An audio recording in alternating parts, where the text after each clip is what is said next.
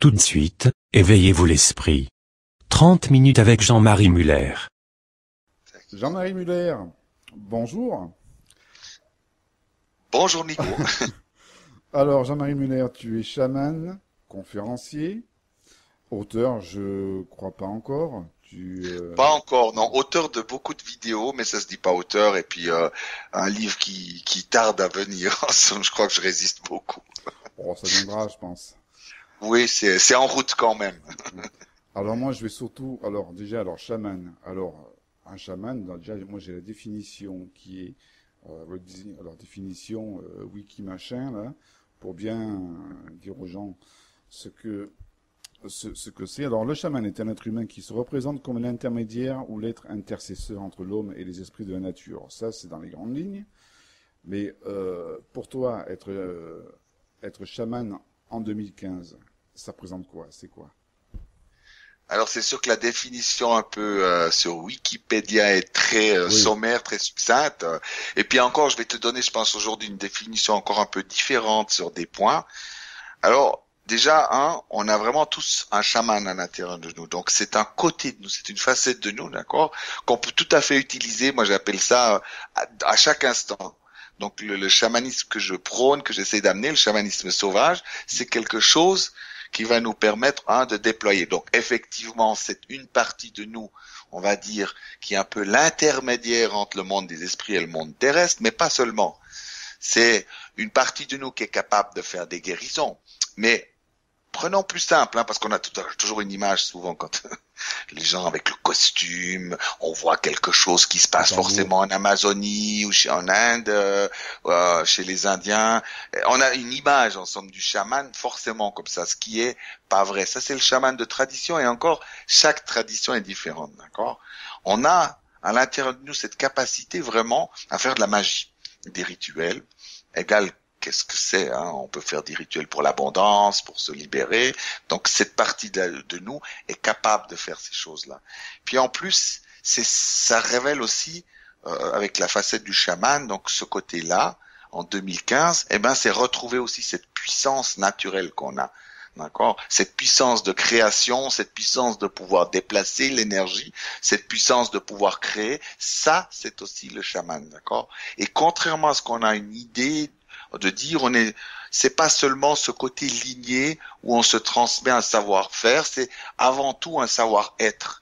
C'est une énergie spécifique, puissante, capable aussi effectivement de manifester le monde de l'énergie, le monde des esprits à travers nous, d'accord? Alors c'est du channeling, ça, non? Si on appelle ça aussi du channeling. Mais un bon chaman doit être un bon channel. Sinon, il y a un gros problème. Mais c'est pas souvent le cas, oui. Bien sûr. C'est que dans le chaman, on va trouver, on a une partie médium en nous, donc un bon chaman va pouvoir inclure la médiumnité. Mais le channeling, effectivement, ça dépend maintenant quel genre de chamanisme. Celui que j'ai envie d'inviter à faire les gens, c'est du chamanisme sauvage, chamanisme d'urgence. C'est que là, maintenant, disons, dans l'instant qu'on est, dire, tiens, qu'est-ce qu'on peut faire? Par exemple, je te dis, fais-moi une guérison, d'accord? Tu vas rentrer en transe, tu vas faire quelque chose.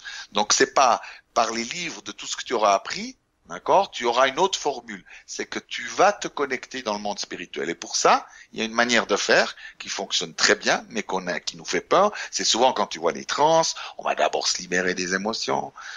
D'abord vider le mental, ça va être très concret, très rapide, où tu bouges ton corps, tu fais un peu de la transe, et à ce moment-là, tu es inspiré par le monde spirituel à faire quelque chose de précis sur moi pour me guérir. Et ça passe pas par un apprentissage, mais par se libérer de l'ego, par oser vivre sa puissance, parce que c'est accessible à tout le monde, puisque ces êtres spirituels sont là pour nous aider. Donc toi, comme moi, comme les autres, avons cette faculté-là, et on l'avait très bien quand on était enfant. C'est quelque chose qui était naturel. Voilà. Alors, costume, sans costume, avec costume. Le but, c'est d'être libre, en somme. Des fois, j'en ai un, des fois pas. Oui, j'ai vu. Alors justement, est-ce qu'on est le verbe naître, tous médiums, ou alors est-ce qu'on est dans une phase d'évolution de l'humanité où les capacités de médium sont un peu plus ouvertes? Alors, il y a tout ça à la fois. On est à une époque où vraiment, il y a quand même beaucoup plus de choses qui s'ouvrent puisque les vibrations de la Terre, pas seulement de la Terre, on va dire du quadrant un peu de la galaxie, ces vibrations montent. Donc forcément, dans ça, on rejoint un peu les mondes spirituels, on se rapproche chaque jour un peu plus. Ça a quand même comme conséquence que aussi le chenille monte, d'accord? Oui. Toutes nos souffrances, tout ça ont une tendance à monter et on voit bien, il y a des choses qui étaient pas faisables il y a une époque. Maintenant, tout se sait. Un politicien ne peut plus cacher pendant 20, 30 ans, en 2, 3 semaines. C'est terminé. Donc, ce monde change. Mais ces capacités aussi s'ouvrent. Mais je suis convaincu dans ce que je vois chez les gens, chez les enfants. Déjà, les gens ne savent pas trop ce que c'est la médiumnité. On a une idée, la médiumnité, ça doit être forcément qu'on rentre en contact avec des personnes décédées ou avec les guides. C'est beaucoup plus vaste que ça. Quand on parle de ressenti, quand on parle de sensation, quand on parle de, toutes ces choses-là sont de la médiumnité. C'est une partie de nous qui est capable d'accéder à d'autres mondes. Mais d'autres mondes, ça peut être son propre. Faire des lectures dans les auras, de facettes, lecture des corps, c'est de la médiumnité, d'accord?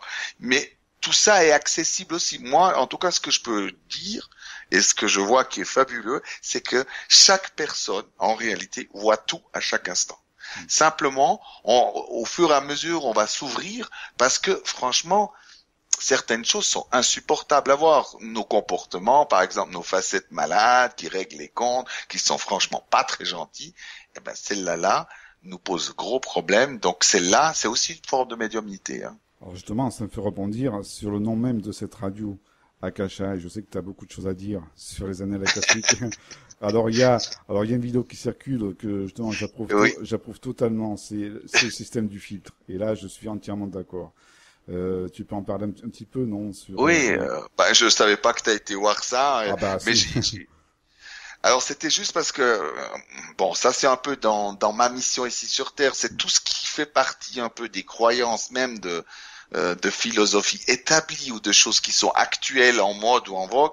En somme, je pense, vu mon parcours tellement chaotique, j'ai pu lâcher beaucoup de choses. Donc j'ai bien vu puisque j'ai fait à une époque, je peux aller vraiment dans ce passé-là, mais j'ai aussi vu ce que j'ai ramené. Il suffisait que j'ai besoin de reconnaissance que quand même j'ai été quelqu'un de grand, alors je ramène que les grands rôles. Ouais. Après, si j'ai un conflit avec la femme, comme par hasard, je suis que dans les vies d'hommes. Vous voyez, tu vois, et ça m'avait tout de suite fait tilt. Et puis bien sûr, après, avec le temps, maintenant, je laisse venir les enseignements de plus en plus, on va dire. Il y a toujours des filtres, d'accord, mais je sens que c'est de plus en plus pur parce que mes filtres, je les vois aussi, on arrive à les détourner. Donc, les enseignements que j'arrive à recevoir de mes guides, là-dessus, sur les annales akashiques, étaient très clairs.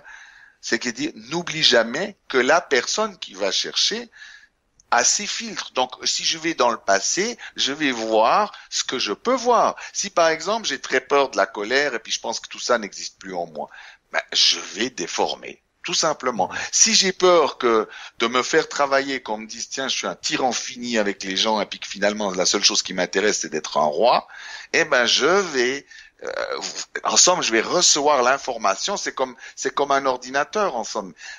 Plus il y a de filtres, donc toute cette base de données va se transformer. Et en plus dans les capacités que j'ai mais que les autres gens peuvent aussi avoir, c'est que j'arrive à décrypter quand l'ego parle.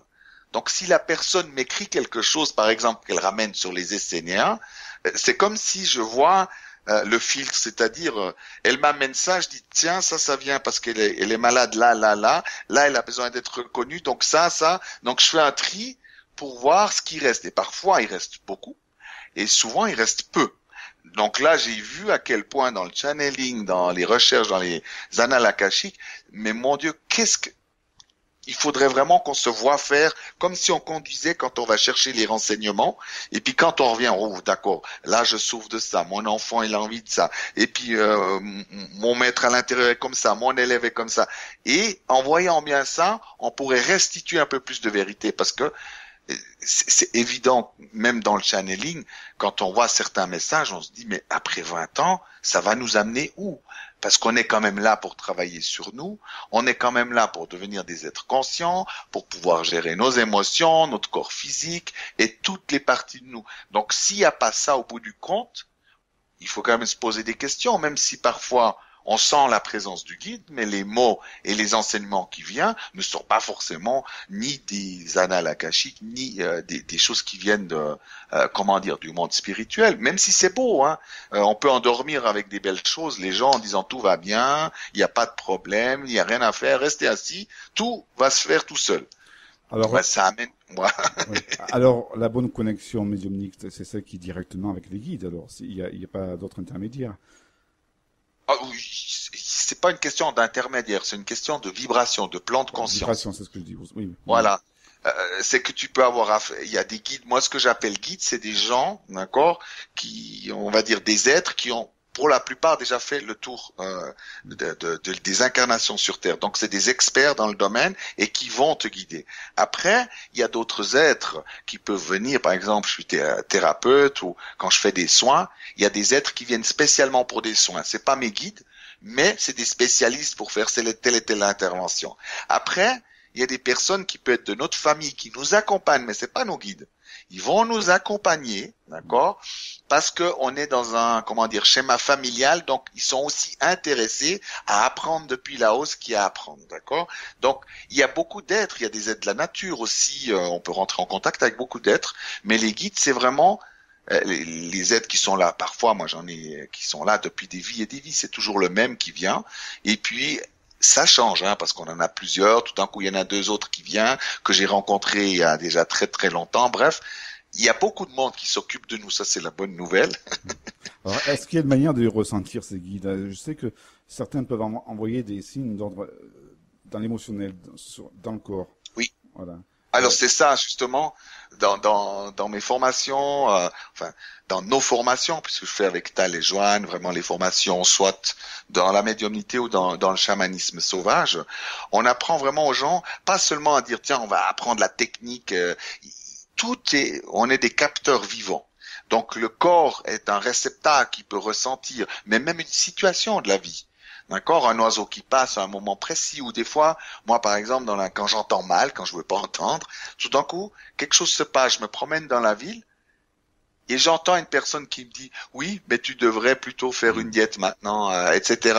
Et on sent bien, c'est du subtil, donc du coup, c'est une autre manière que les guides ont de parler à travers nous, à travers les rêves. Après, il peut parler aussi à travers toi, tu vois, tout d'un coup, tu es là, tu me dis quelque chose, ça me touche. Mais nous, on s'en rend plus compte. C'est pour ça que je dis, on est des fois plus connectés qu'on le pense. Mais comme on est très orgueilleux et égocentrique, on pense que tout vient de nous, bien sûr, parce que ça, c'était à un moment donné mon guide qui me disait comme ça. Mais Jean-Marie, es-tu donc devenu autant égocentrique que tu penses que toutes ces belles choses que tu enseignes depuis des années, c'est toi tout seul? Après, je voyais bien, j'entends aussi, c'est qu'avec le temps, on voit bien, tout d'un coup, quand je te parle, à un moment où je parle en conférence, c'est comme si j'allais à l'arrière. Et c'est là, je vois que tout d'un coup, les gens sont très touchés parce que l'énergie devient puissante et je vois que j'apprends en même temps. C'est-à-dire, je t'enseigne quelque chose et puis c'est comme en même temps, j'écoute, je dis, bah, tiens, ça c'est intéressant, oui. Là, je vois bien que je suis plus tout seul. Mais c'est pas non plus quelque chose d'extraordinaire. C'est dans le sens, c'est extraordinaire, oui. Mais chaque être humain peut faire la même chose. Et avec le temps, ce que j'ai vu, c'est qu'on va faire ça comme quand on était enfant. C'est que les êtres spirituels vont passer encore plus fort, vont des fois s'incorporer en nous, mais sans qu'on s'en occupe forcément en disant, tiens, oui, est-ce que j'étais en contact avec tel et tel guide? Ah oui, moi, non, tu sais, moi, je suis en contact avec Jésus, dans des conflits, en somme, d'apothicaires. En somme, tout ça, ça sert à rien. Le but, c'est que l'énergie va passer d'une manière de plus en plus naturelle, où on sera à la fois ses guides et à la fois le monde spirituel. C'est comme une cascade qui va passer et hop. D'accord? Donc ça sera pas seulement quelques privilégiés et puis ça tournera pas toujours avec des messages cosmiques où on parle toujours des mêmes choses. Alors, l'énergie passe quand on réveille l'enfant en soi. Ça, c'est aussi. Voilà. Ouais. Mais bien sûr, j'ai une manière aussi de le travailler qui est un peu particulière parce que comme tout le monde, Cet enfant, on en parle beaucoup. Mais il peut être violent, cet enfant. Il peut être violent. Ah, c'est très violent. Mais j'apprends aux gens, je vais dire, mais écoutez, si vous écoutez vraiment un enfant qui a 3 ans, qui a de la colère, vous pourrez lui pardonner, vous pourrez faire des rituels, tout ce que vous voulez, ça veut dire que vous écoutez pas l'enfant. Parce que quand un enfant, il a mal, il crie, point. Après, il pleure, et puis après, il va être consolé. C'est tout. Donc, pourquoi nous, on a décidé de faire des guérisons? Il faut adapter les choses. L'enfant à l'intérieur, s'il a besoin d'hurler, eh ben, il faut lui laisser la place pour hurler d'une manière saine. D'accord? Pour qu'on n'ait pas d'ennui. Alors, je peux le dire aussi aux éditeurs, il y a une méthode que j'ai appliquée, que j'ai trouvée sur... j'ai trouvé par hasard, il y a de cela 3-4 mois, sur une vidéo qui s'appelle La médiumnité et le channeling autrement. Je sais pas si tu t'en souviens. Ah oui, je trouvais pas que c'était très bon. Non, mais je voulais faire ça. C'était une petite salle et puis il y avait pas beaucoup d'énergie. Alors j'ai dit bon, je vais faire quelque chose de, voilà, je voulais montrer. Figure-toi que même si pour toi ça ne pas sembler bien, mais ça a véhiculé un truc chez moi dans le sens où vrai? Ah ben oui. Bon, là, on est entre nous. Il y a des auteurs qui entendent, mais bon, allez, bon, je vais parler un petit peu de moi pendant 2 minutes. C'est que durant une période, mais ça peut aussi aider les auditeurs. Donc, je leur recommande de voir cette vidéo, même si, bon, elle est modeste, mais juste pour la méthode. Moi, j'ai traversé une période là, donc il y a 2-3 mois où, il y a eu des maladies, tout ça. Donc, au niveau émotionnel, j'ai été mis à rude épreuve. Et j'ai appliqué donc cette méthode-là quand je sentais que ça montait donc en émotionnel pour me libérer de ça. Et quel soulagement. Bon, il faut être seul, hein. Ça c'est clair. Voilà, mais bon, moi, dans la voiture, par exemple. En tout cas, bon, là aussi, souvent, je suis en porte-à-faux avec ce qui se dit. J'ai encore entendu là dans une émission radio très récemment.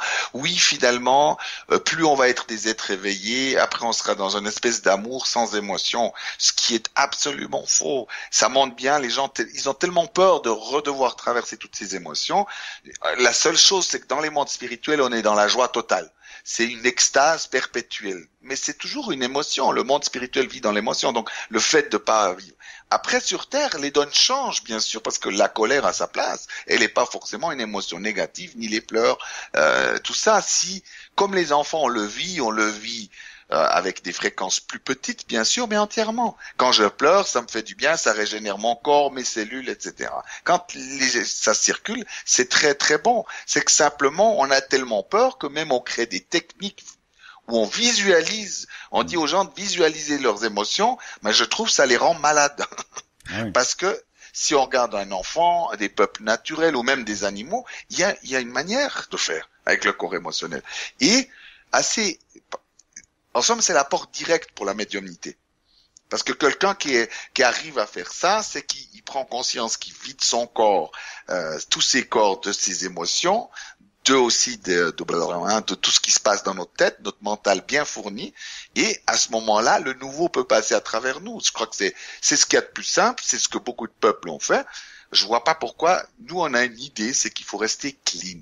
C'est-à-dire, plus on parle d'une manière très prosélynaire, plus on est dans le non-mouvement, plus on croit qu'on va être un bon channel ou un bon médium. Mais c'est faux. Parce que je dis pas qu'on ne peut pas être comme ça, d'accord?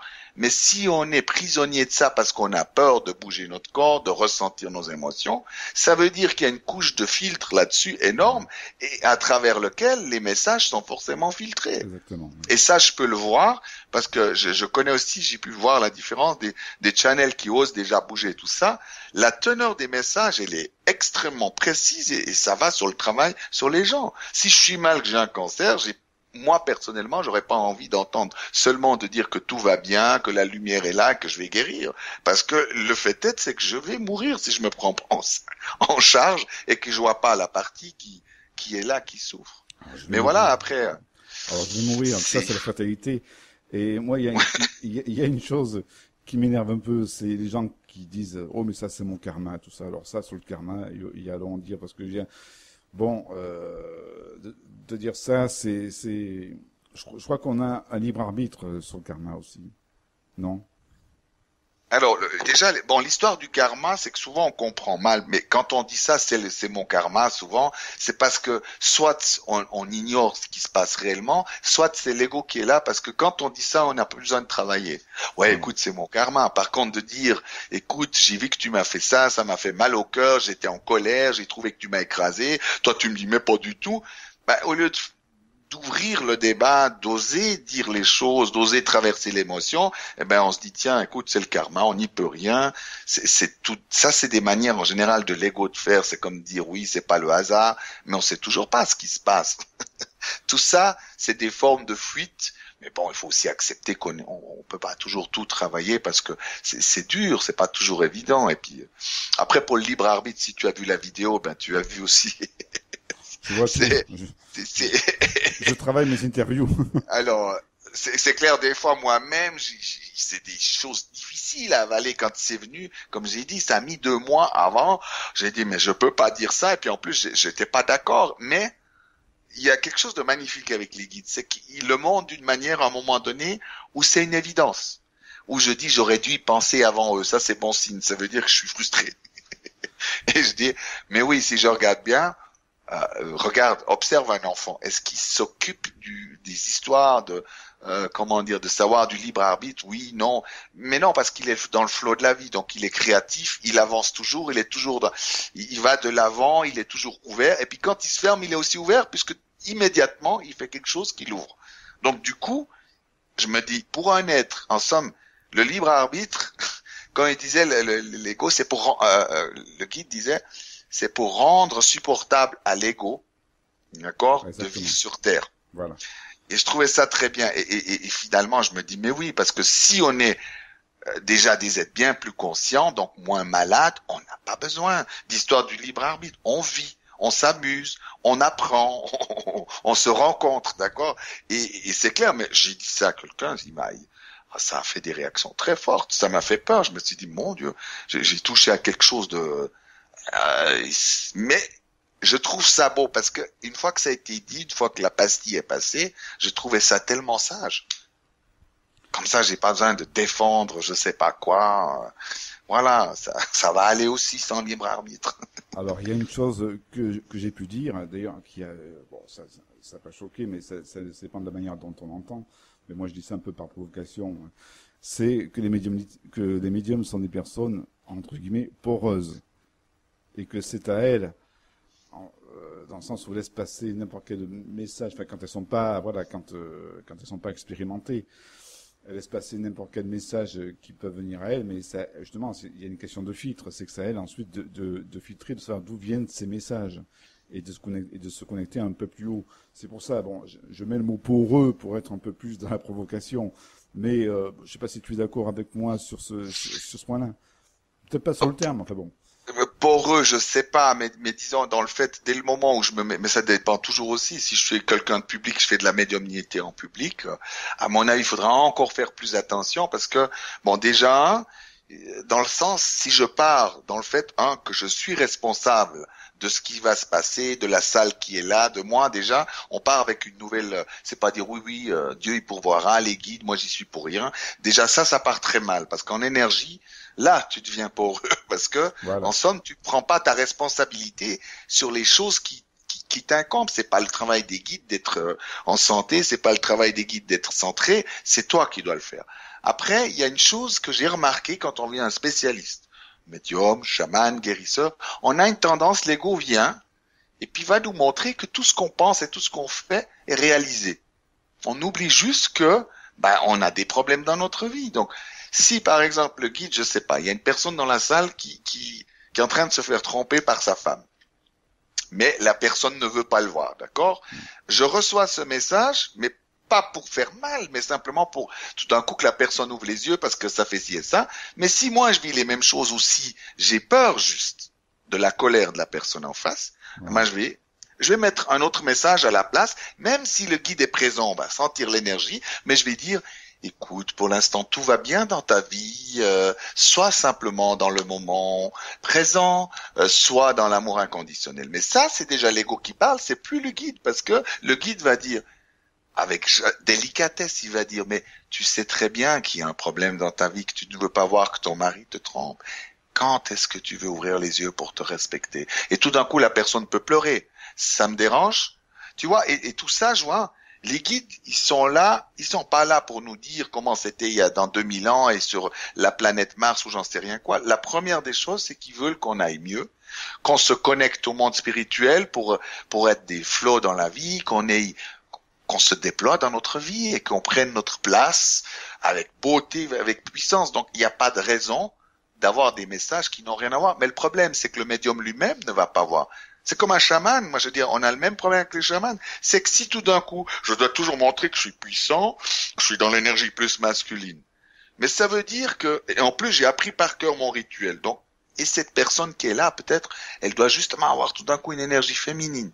Donc, je dois être capable de faire la lecture et de me risquer, de me mouiller, c'est-à-dire, mon Dieu, je dois aller dans l'énergie plutôt féminine, j'ai jamais fait ça en tant que chaman, hop, je me connecte, et je vais faire quelque chose que j'ai jamais fait. Parce que cette personne, tout d'un coup, je vois qu'elle a besoin de quelque chose de très doux. Mais du coup, je suis plus un canal au moment où je veux faire ça, si je me dis, tiens, les gens, ils doivent voir quand même que je suis un grand chaman, et puis que j'ai la trouille de pleurer devant tout le monde, eh ben, qu'est-ce que je vais faire? Eh ben, je vais faire quelque chose qui est pas du tout adapté pour cette personne. Et c'est là où je me dis, moi, je suis pas dans la théorie de la modestie et tout ça. Vraiment, je pense que c'est bien que les gens puissent s'affirmer. Et que si on dit qu'on est des êtres si merveilleux que ça, on a quand même aussi le droit de se lever et de se sentir beau. Mais quand même, quand on est surtout quand on devient un enseignant ou un thérapeute, il faut vraiment prendre une distance pour se regarder faire. Moi, il y a des côtés de moi, je les tiens à l'œil parce que je m'en méfie. Je veux pas qu'elles fassent trop de dégâts. Et puis, il y en a d'autres aussi où je me dis, mais ils sont tellement... Voilà, il faut avoir tout le monde à l'œil, c'est-à-dire, on a un ego qui est 24 heures sur 24. Là, ça, il faut pas le nier. Et puis, on va pas l'enlever juste avec la poudre de perlimpinpin. L'ego, il règne sur Terre, sur chacun de nos gestes. Donc, il faut le voir, il faut pouvoir le sentir même jusque dans le corps. Et puis après, il faut voir tous ces aspects-là de nous. Mon enseignant, il est déjà assez évolué, il avance bien, mais tout le monde n'est pas comme ça. Si j'ai un enfant là qui souffle là derrière, qui a envie de reconnaissance encore de sa maman, il est prêt à me casser mon truc et à être hors jeu. Donc du coup, moi, je pense qu'il faut vraiment faire un travail sur soi pour être vraiment conscient. Et toujours de veiller et puis d'accepter le travail aussi que les autres gens font sur toi. Savoir s'observer soi-même. Oui. Ouais. Mais justement, mais d'une manière juste. Parce que souvent on s'observe avec l'intellect, pour moi c'est pas suffisant parce que ça nous donne. C'est une vision qui tourne toujours en notre faveur en général quand c'est l'ego. C'est toujours oui, mais non, mais toi tu t'es pas autant comme ça, tu es pas vraiment comme ça, ou un petit peu peut-être, ou la théorie des miroirs inversés, c'est que quand ça nous supporte pas, tout d'un coup c'est le miroir inversé parce que ça nous arrange. Donc pour ça je fais confiance, on est très malin, vraiment on est bon. Alors Jean-Marie, pour les gens qui veulent connaître un peu plus, pour les gens qui veulent tout connaître un peu plus, alors il y a déjà le site jeanmariemuller.ch, voilà. situé en Suisse. Voilà, qui sera bientôt en .com, si vous mettez .com, ça marche aussi, voilà, je crois. Ouais. Voilà. Et bon, après, bon, là, quelques vidéos alors, sur YouTube aussi, mais bon, ça, je pense que les gens sont assez grands pour chercher. Et ensuite, alors, tu fais des webinaires, ça, j'ai noté. Alors, en quoi ça consiste? Je fais des webinaires, donc... c'est des séminaires via le web, via Skype, je crois, il me semble. Non, pas encore. Ah, donc justement, voilà. Ça fait partie de mes projets que j'ai envie de faire, c'est de pouvoir quand même, parce qu'au départ, ça me posait un problème, parce que je me disais, bon, moi, je suis quelqu'un de très pratique, donc les gens sont là, on va vraiment dans le jus, on descend dans les choses, c'est puissant. Je me disais, bon, après, je me suis dit, tout le monde ne peut pas être là. Donc, si on fait quelque chose en ligne, que je vais faire d'ailleurs avec Tal et Joanne, les trois, on va faire quelque chose d'exceptionnel. C'est-à-dire, on va filmer aussi dans des moments où on est en stage pour que les gens puissent aller eux-mêmes dans l'émotion. On aura du direct. On va apprendre, mais ça va vraiment être très, très varié. Donc, effectivement, ça fait partie d'un grand projet. Bon, mais je suis impatient de voir ce projet, en tout cas. Jean-Marie, merci d'être intervenu sur Akasha. Merci pour ta disponibilité. Merci à toi aussi de m'avoir invité. À tout bientôt. À bientôt, Marie. Au revoir. Ciao.